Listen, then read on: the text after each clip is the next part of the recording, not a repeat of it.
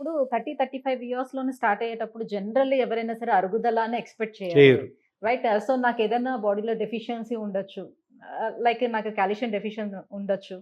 So, మీ దగ్గరికి వచ్చేదానికన్నా before అలాంటి precautions అన్నీ కూడా అస్సలు ముందు అటువంటివి తీసుకొని ఏముండవు. ఈ యంగ్ ఏజ్‌లో వచ్చిన మోకాళ్ళు అరిగిపోయిన, మోకాలు నొప్పి ఎందుకు వస్తుంది?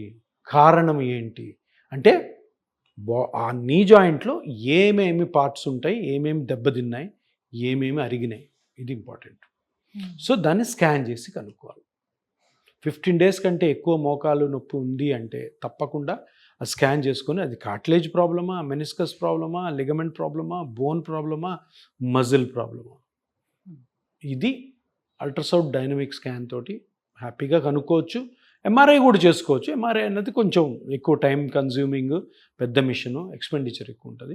అల్ట్రాసౌండ్ స్కానింగ్ తోటి నీట్గా అన్నీ అర్థమవుతాయి. ఒక ప్రిలిమినరీ డయాగ్నోసిస్, ఇంకా ఏమైనా డెప్త్లో కావాలనుకుంటే అప్పుడు ఎంఆర్ఐకి పోవచ్చు.